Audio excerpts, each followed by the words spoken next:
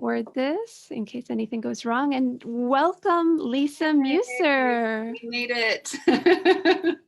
We made it to Facebook Live. Thank you so much for being here today. Yeah, thanks for having me. I'm looking forward to our exchange. Oh, it's my pleasure. My pleasure. And so now I get to brag on you, which is one of my favorite things to do. We were just talking about community, and I think one of my touchstones is celebrating beauty in community. So I'm so happy to celebrate you here today and your work. Lisa, you're a trained um, social worker, and out of your experiences came the vision to create matrix integration, which I want to hear all about in a minute. Yeah. What I love about the little I read about it is that it's an embodied practice and that you talk about the field of possibilities. Mm, That really resonates with neuromovement. So I'm hoping my fellow practitioners will find this interview really interesting. nice. Yeah. Can you Yeah. tell me all about matrix integration, please? I will tell you. Yes. So it feels like to tell you about matrix integration, I have to go back before that was birthed, Mhm. and just a little bit. I got my MSW, um, and well, even before that, I worked in the field of, I worked with the homeless, I worked in the field of addictions, I worked in the field of detox. And that was kind of my introduction. My, I never knew I would be going into social work. My undergraduate I was a triple major in humanities, philosophy, and psychology. So obviously I love the field of learning and of humanness, but I never knew I would go in that direction until I moved to Bloomington, found, spontaneously started working at the homeless shelter, then moved into the detox, it was called the detox center, which is no longer open. And then my eyes kind of started opening to the work of social work that I didn't really understand. I thought I had a very narrow perspective, and it broadened. And so I wound up getting my MSW. And at that point, I was already actually burned out on one-to-one work and group work. I was already seeing the same clients coming in and out. I was already a little bit like, the one-to-one or the individualized work is limited, and we need systemic change. So I really focused on the macro, which in the macro of social work is community organizing, advocacy work, program planning, evaluation, uh, legislation, Mhm. policy.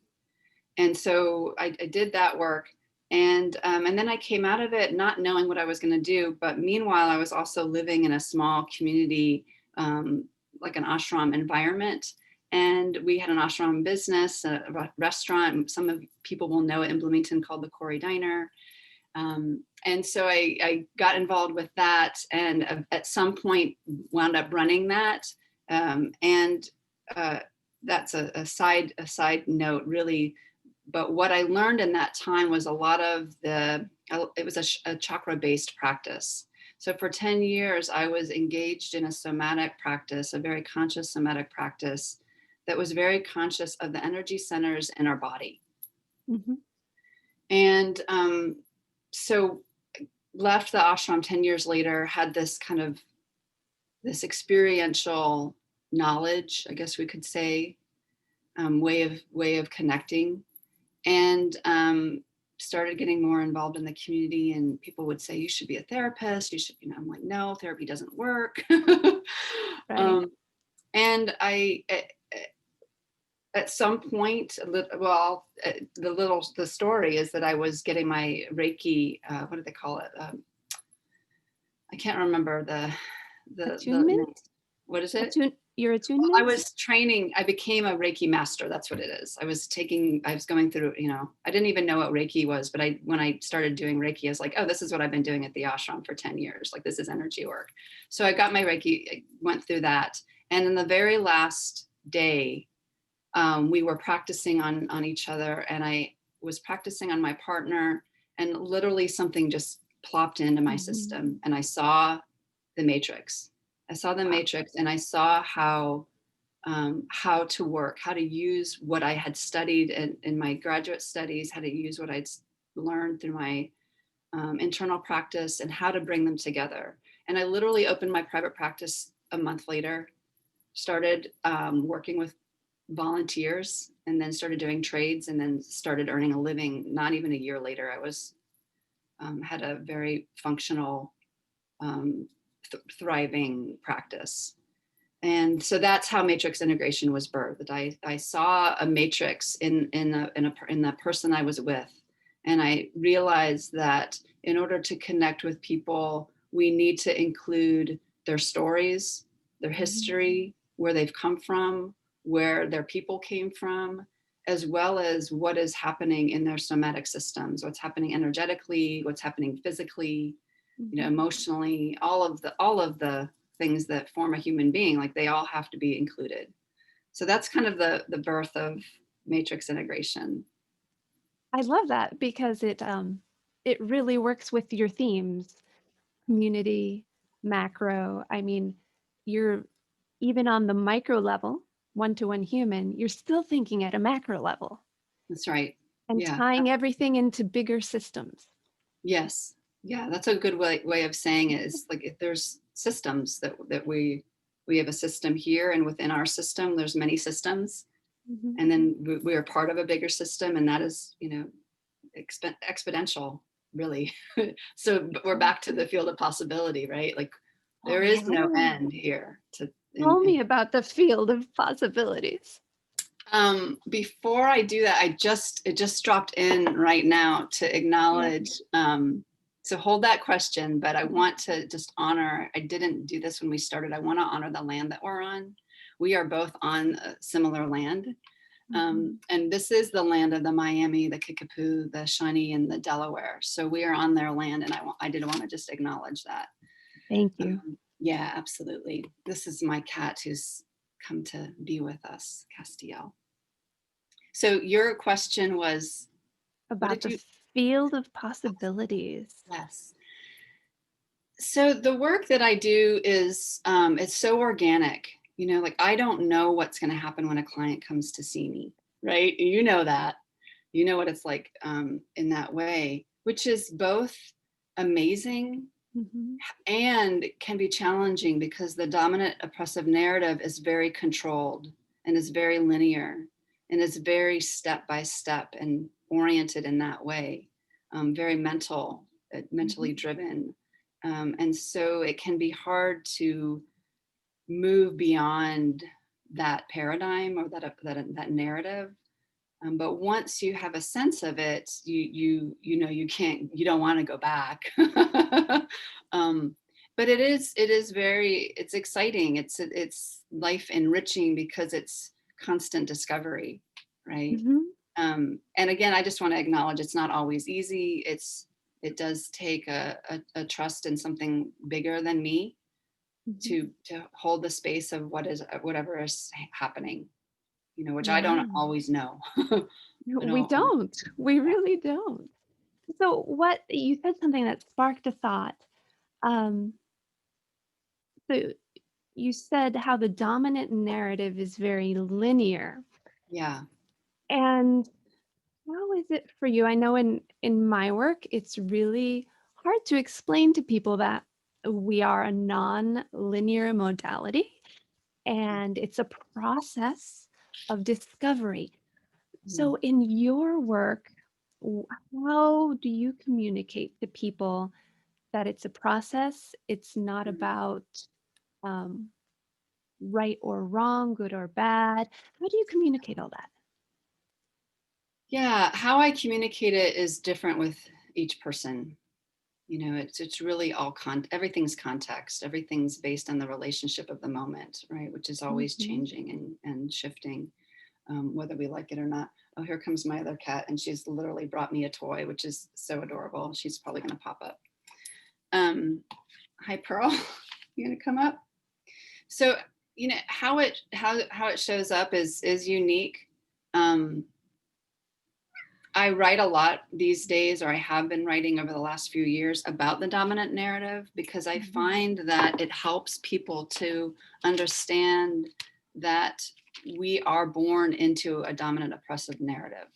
we are born into a culture that really believes in linearity, binariness, Mhm. right, wrong, good, bad, power over, Mhm. separation, uh, uh, hoarding of resources, Yep. exclusion, privilege, and all these things. Competition. Yep. Competition is a big one in the dominant oppressive narrative.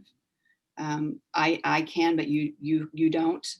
The Mhm. bootstraps mentality, that mythology of pulling oneself up by one's bootstraps, If you as if just that could try. even happen. That is a strong myth in our culture that people really, we believe it. I would say almost on a cellular level, all of these dominant narrative, oppressive narratives are in our cells because they've been around for so long. This is not like a modern invention. This is like, I don't even know how many hundreds, if not thousands of years we have been infiltrated with these narratives. But people will come in and they'll think that like it's just me. It's just me, like, and so when they start to discover that these narratives have been instilled, not necessarily maliciously, but just Right. through Yeah. osmosis, sometimes very purposefully, Mhm. depending on variables. Then they start to realize, like, okay, something else is going on here that is not what I thought. And I find that opens up a deep sense of compassion. It like literally opens up the field for a possibility to have empathy and compassion for ourselves, because if we haven't done it to ourselves, that can so start to immediately shift the sense of self-loathing and shame and blame that are also so core to the dominant oppressive narrative, of course. Right. um, so that just right there starts to shift. But how that happens is really case by case. Or we will, in my course or in my courses, we do talk about it. In my writings, I do write about it. I explain it. I kind of show the map of how that happens, and I show and we experience what happens when we see through that matrix of oppression. Then this other matrix shows up that has been there the whole time, but we've not known it because we've been so limited and oppressed in our bodies and our minds and in all parts of ourselves. And then we start to move into something else. And then we got the possibilities, right? Like, we don't even know what's possible, but we start to discover it together, right? Which is, Yes. I know, like, I'm looking at you, you're like Yes. lighting up. You're like, it's Yes. very exciting, to be witness Mhm. to that sacred movement. And it's limitless. It's It's limitless. limitless. And that's a good, well, here we'll go back to that's a good thing, um, potentially, but for a person who really, and this is maybe all of us, we do love control. And we are raised in a culture that tells us there's an end, and Right. it's so achievement based and so success failure oriented. And so in the field of psychology or spirituality, there's these constant assumptions of Mhm. the end point. And so if a person is really set on that dominant oppressive narrative, it can be challenging to trust that there's something wiser that hasn't been discovered yet, Right? right? Right. And I'm listening to you and I'm getting yet another way to talk about what we do in neuro movement. Yeah, And yeah, I had never thought about it as the dominant oppressive narrative, but I can see how that fits because in other modalities within the medical model, and things are changing, thank goodness, and individuals vary, of course. yes, yeah. But the mechanistic model, the model that says harder, Oh more, my gosh. if you're not achieving it, it's because there's something wrong with you. We need to fix you. These are all Mhm. dominant, oppressive narratives, right? And that Yes, there's a goal, a fixed goal. yes. That's so subversive, And there's right? one way to get you there. And And if there's you one just way to do it get you this there. way, well, maybe not one way, but there's a way to get you there. And if you just do it just perfect, Right. oh my gosh, right? And that's part of the field of possibilities, to my mind, because if often in the more traditional model, if we fail, it's because we didn't do it right. But Yeah, if yeah. there's one right way, you're cutting yourself off from all the other possibilities, including failing in different ways, which can have wonderful opportunities in them. Opportunities, yes, and discoveries, absolutely. And it also just loops one back into that a sense of a self-oppression, right? That back into the self-loathing, back into the I'm not good enough, back into all Right. those narratives that we're grown up with believing about ourselves. It just reinforces them. Yeah. So a lot of approaches, spiritual approaches, anything that's linear that says, I've got the answer, Hmm. just do this, and then your liberation, you'll have liberation. Like, oh, like my heart literally, or my belly right now, I can feel it in my belly. It's such a, it's actually violent. It's such a source of violence. And I have a lot of clients that have been exposed to a lot of those teachings, spiritual teachers, and there is a lot of violence in those approaches. They Yes, really, I'm curious if you've come upon that in maybe like different modalities, like body modalities or somatic. I don't know, like how that is relevant for you. it is. It's interesting because I am in trying to explain what I do to other people, they don't understand why anyone would seek out neuromovement rather than something their insurance covers, like physical Oh yes. therapy Oh or yes. occupational therapy. Okay, we're going to talk more about that. and, and I tried to explain to them um, with the clearest example I have, which is parents of children with special needs, Mm, which is, a microsystem. And they're really traumatized by this dominant oppressive narrative. And that's super hard to communicate to people, that people can be so traumatized by this process of linear thinking, of the mechanistic model, um, that they're willing to do almost anything to relate to someone who understands the humanness of the situation, mhm. and that there are so many ways to be. Yeah. Yes. How do you communicate to people that what you do has value outside the medical model? A lot of people come, and this might be true for you. A lot of people come to me as a last resort. Mhm. They've tried everything and they're still really unhappy. Yeah, They're really suffering, or they continue to be um, feel a sense of oppression in them in their beings in some way. And yeah. that can show up in lots of ways. But most people come after they've tried all these other things. And I always get excited when younger people come because they've not been like burdened by Mhm. years and years of these approaches, because those years and years of approaches they just can build the level of defense and fear and lack of trust, which is like, yeah, that's valued here. I mean, that's valid to not to have a lot of skepticism by the time you come to see me. Like, I've forgotten the question. That's How do I? okay. It's all really interesting. Let's see. How do you communicate that what you do has value outside of the insurance system? Yeah, yeah. I just talk about my own experience a lot. If you go to my website, you go to my about page, you go to my blog posts, they always are talking about my own journey. I Yeah. don't talk conceptually. I don't talk about theoretically.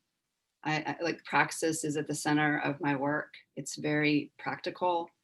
It's Mhm. brain science based. It's vagus nerve based, health based. It's not Nice. some magical wishful thinking. It's very I mean, I love that science backs this up.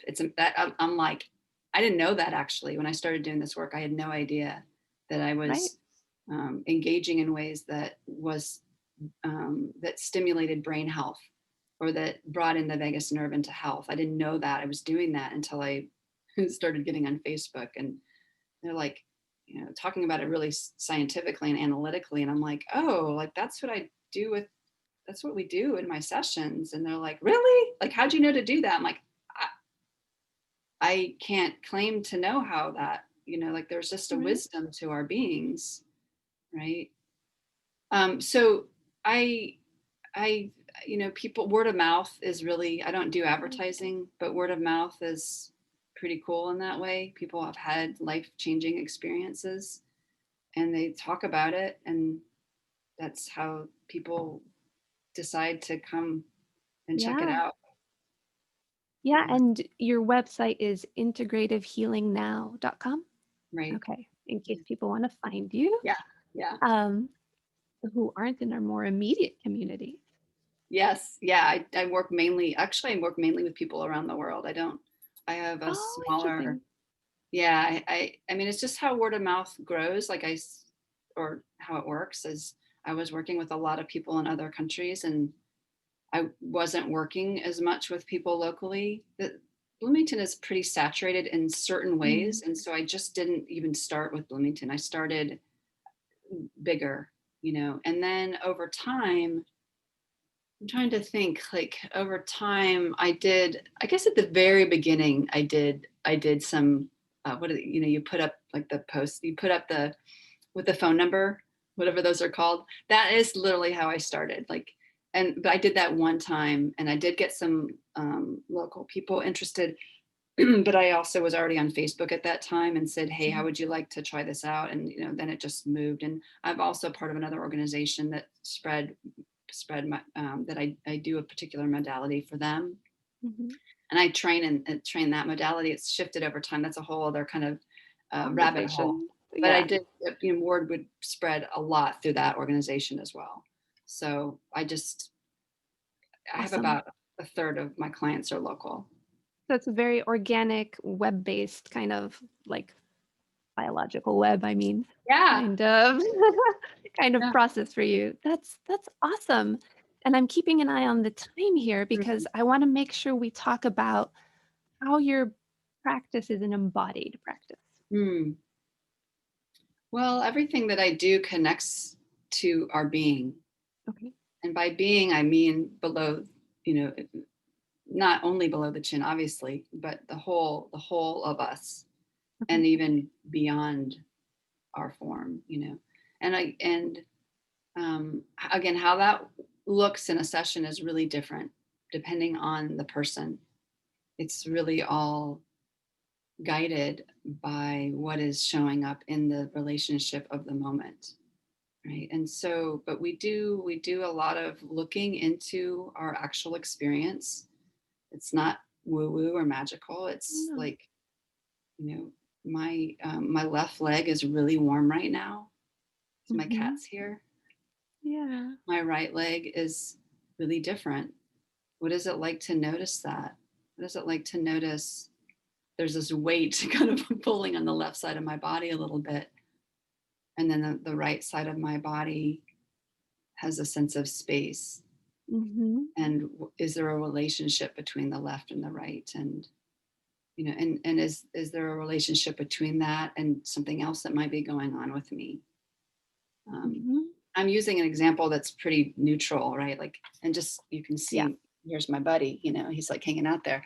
But when somebody comes to me with, a lack of motivation, or a lot of sadness, or, I mean, it could be anything. It's like, yeah, like, how is that showing up when right now for you in any kind of way? And it might show up through narratives, Mhm. or visuals. Mhm. And there is almost always a corresponding something or other that's happening in our Yeah. bodies. Yeah, for sure. For sure. So coming from that perspective, I'm listening to you thinking, "Oh, no wonder you like neuromovement." Yeah, yeah, yeah, yeah. Right. So coming from that perspective, how how have you found neuromovement to be for you? Because you've had a few sessions. Yeah, neuro movement is great for me because it does tap me into the field of possibility, and I feel like my neural pathways get exercise in tuning into what's here and being aware of my mental narratives that have the shoulds and supposed tos, that the narratives that Oh. think I know, right? We have a lot of those narratives that think we know. The longer we're on the planet, probably the more we have. um, and then like the noticing of that, and then the willingness to consciously go, okay, let me set that aside and see what wants to show up organically. Like I love Mhm. that practice right there because I literally feel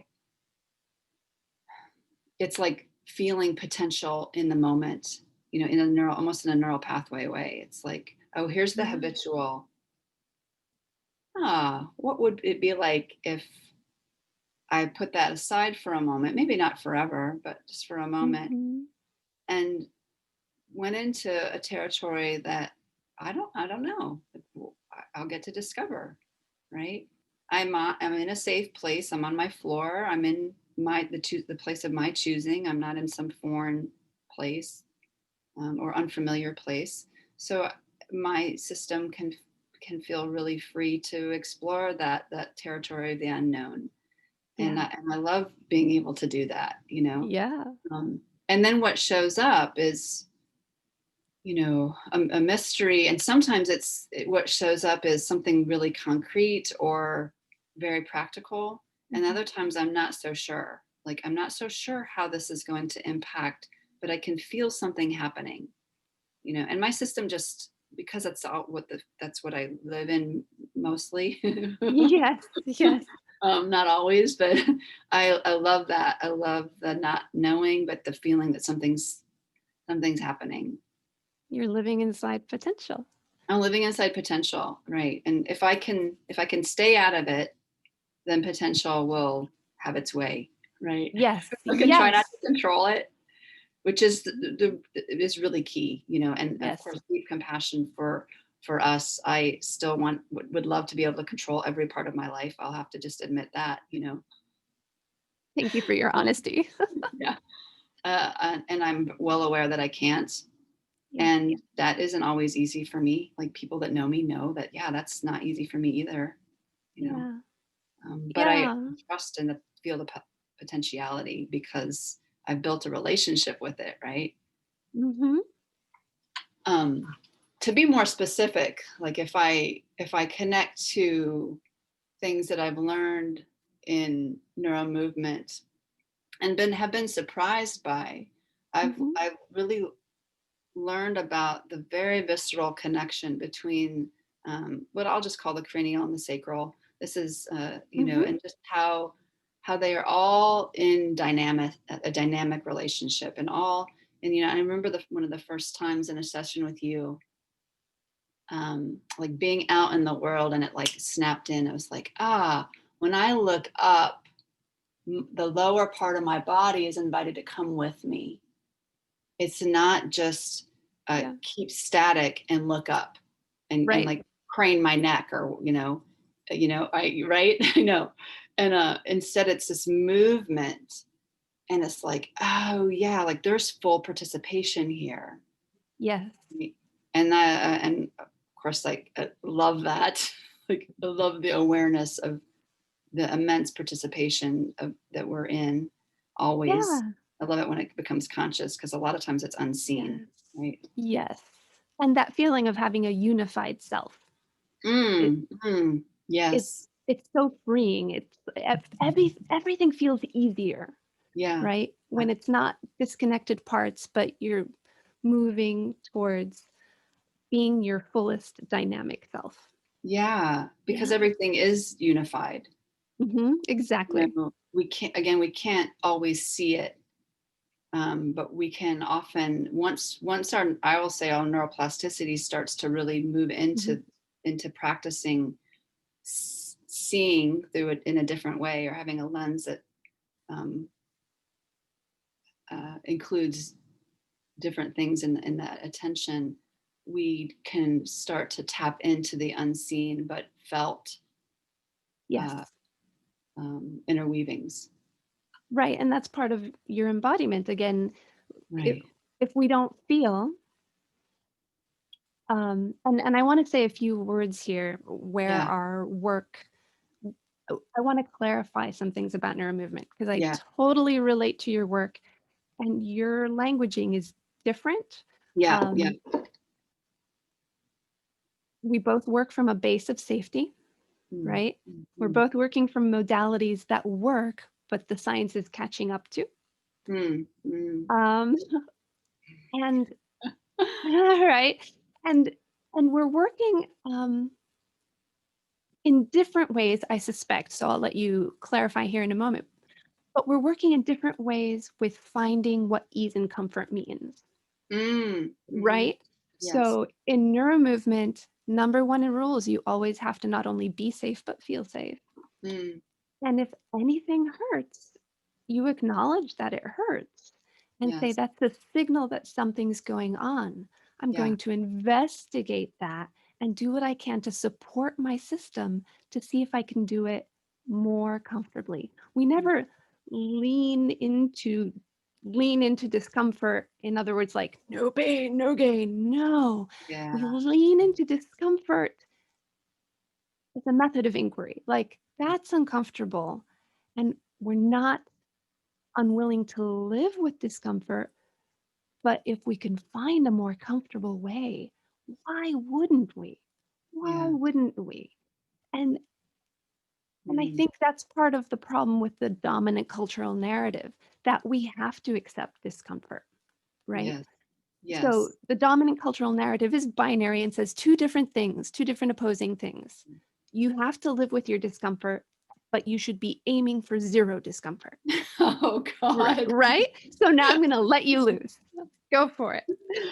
Oh yeah. Mercy to the human on that one. Like what a, I won't swear, but what a job, you know, Right. an impossible job that that does to a mind and to a sense of self and to a spirit, right? Just kills it. Yeah.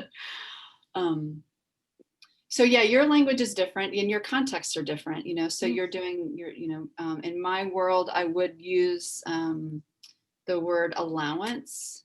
mhm, Um,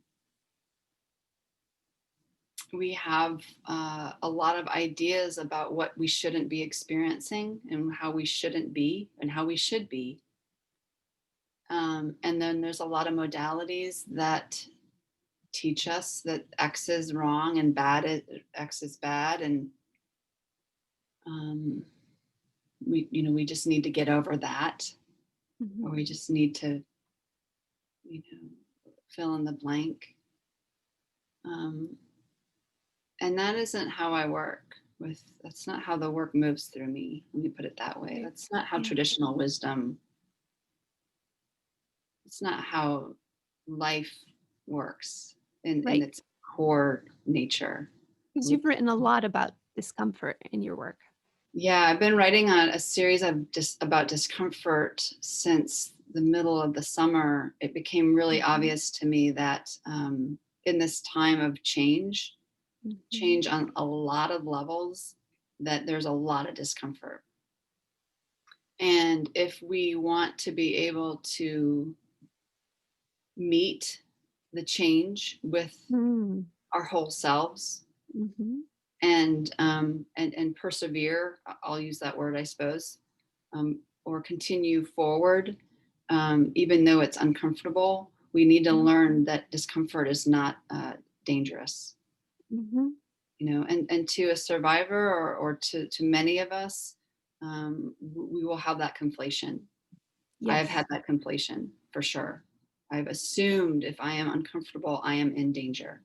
Yes. And my neuroplasticity and my somatic system and my brain and my physiology can be a part of that. Mhm, So if we want to unweave it, we have to be really conscious of all the components of that and slowly connect mhm. those components, not just say they're not the same, Anna Maria, you know, like okay. That's as effective as telling me lift your arm this way, not that way. Yeah. My system doesn't know what to do with that. Yes. I mean, and it's so violent, right? To Mhm, tell somebody that they should just like basically like duh, like get over what you're, this is wrong. Right. But mhm, no, instead we honor the conflation first in a session. We honor like, yes, it does feel dangerous. Absolutely. Like we're not going to pretend mhm. that we're not going to do any pretending. Right. We're going to Yeah. name what feels really real. And then we're going to ask questions, gentle questions to give whatever feels true space to be. So allowance. Yep. And then we see what comes next, with that unwinding. And it sounds from what you're saying that you're working with a dynamic system in a dynamic way, because Yes. there's no other way to affect change in a system unless that's the one thing that boggles my mind. People uh, expect people to change with a sledgehammer, but it's a dynamic system. You have to work a little here, a little there, and everything has to gradually move together for change to happen. Otherwise, things break in the Yes. process. Yes. And that's why linear approaches do not work. And they just bring more shame and guilt and trauma Mhm. patterning. They just re-engage the trauma pattern. Um, Yeah. so like we're not linear beings. Like we are a matrix involved in a matrix. Mhm. So if Mhm. we aren't acknowledged as that, then we're just like we're projects to fix. No, no projects to fix. I know. No, Right? no. Now, someone can come to me and be like, they can have that dominant narrative, like seeps through Yes. and through. And I'm fine with that. Like, you don't have to come to me not having that dominant narrative. I still have that dominant narrative that runs. Like, how could I not? I'm part of this Right. culture. I'm more aware of it than I ever have been, but it's, it does come in. So yeah, people, like, yeah, people are going to come in wanting to be fixed. That's fine. We'll talk about what that means for you, because Yeah. people don't know what they don't know.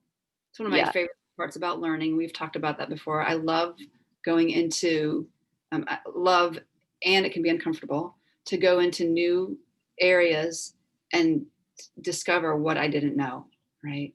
So Yeah. someone might come in and say, like, I want this to be fixed. Like, okay, let's like, what does that mean for you? So my job is to ask questions and to see like what that connects with. And by the time they were done, they're like, oh, I get Mhm. it. Like I see that I was making something of that, and that's actually fine as it is, and so then that fixing uh, mentality or Mhm. dominant oppressive narrative starts to soften. Something starts to feel, the possibility starts to take over a little bit.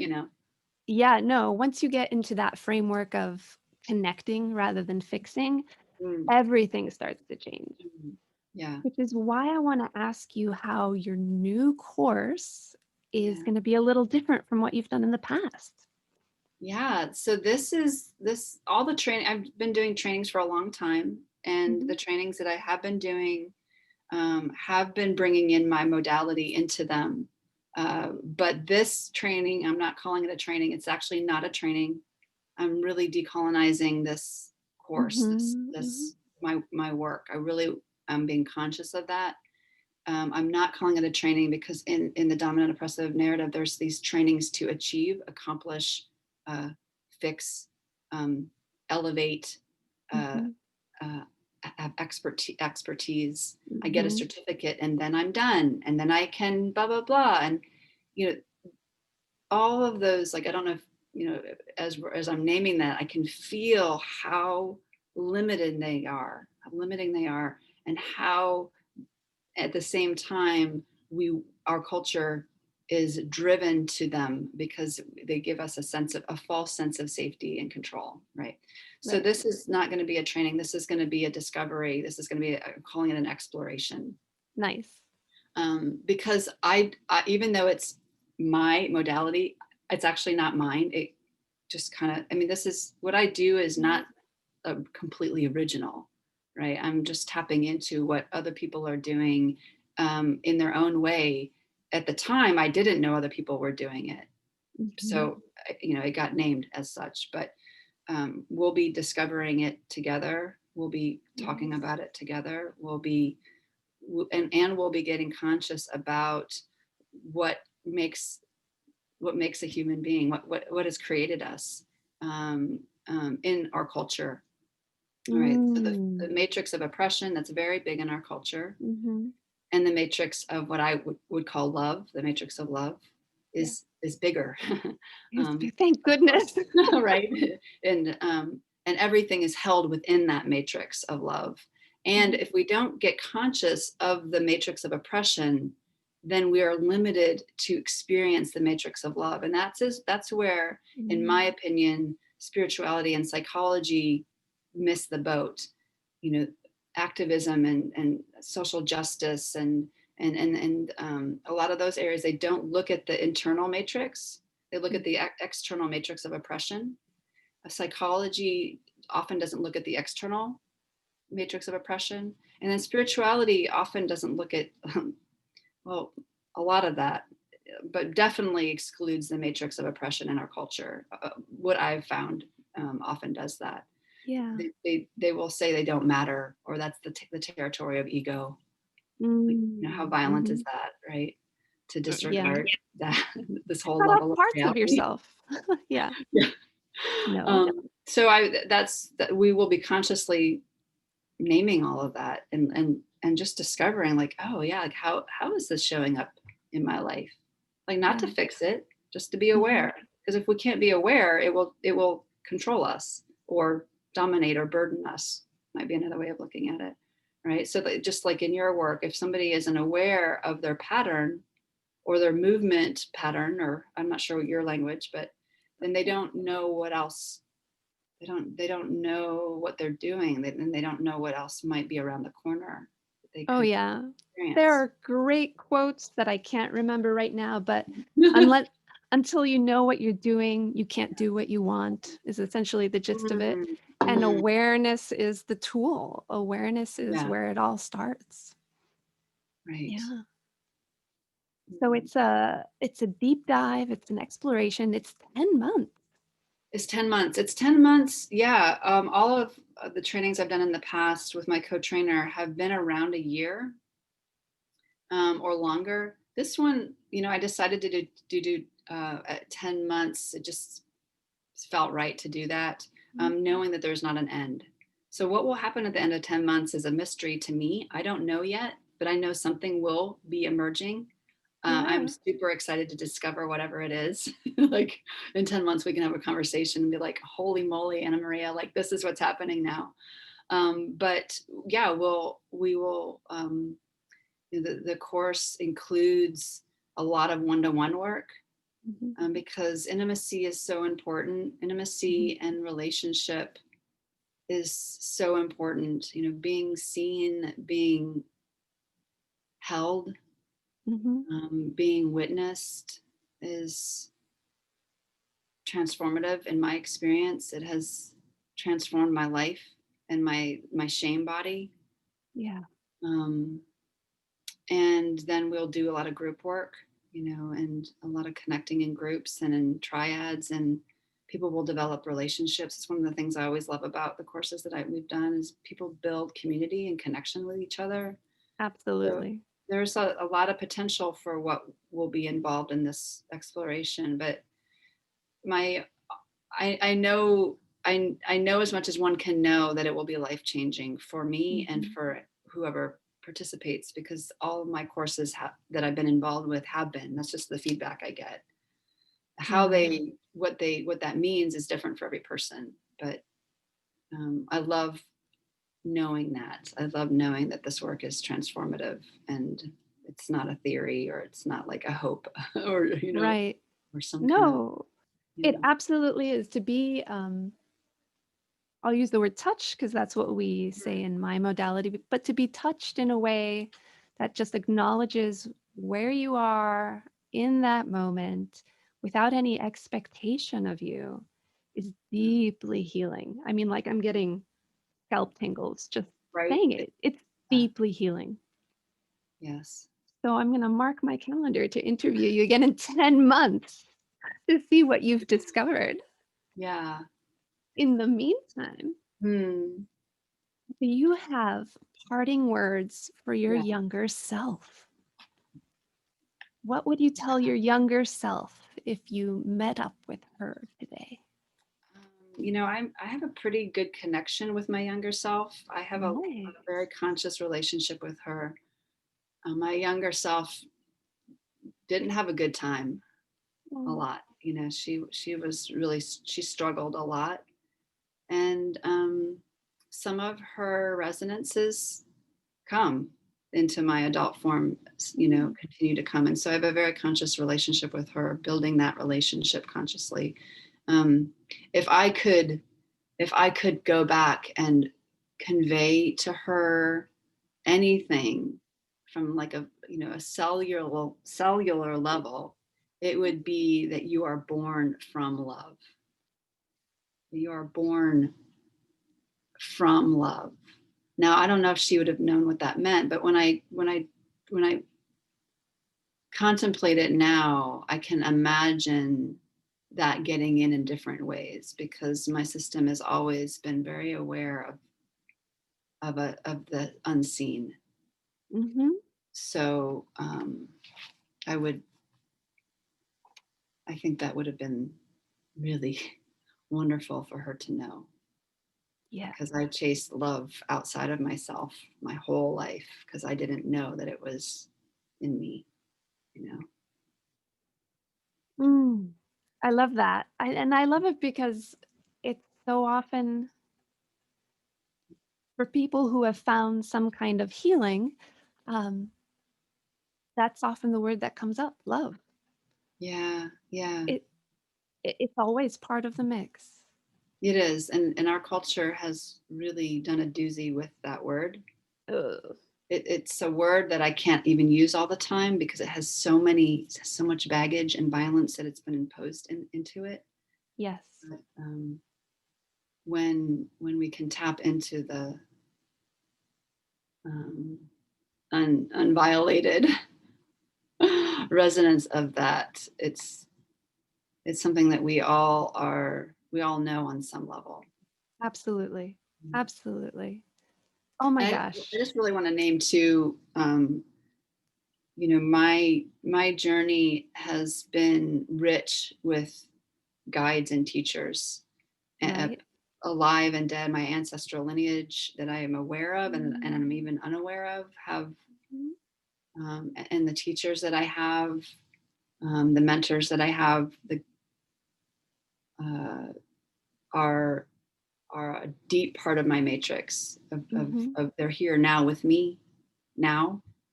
Um, I constantly draw on them and utilize their guidance and their wisdom to Mhm. support me in discovering what I don't know, but is to be in the field of Yeah. possibility that then I discover.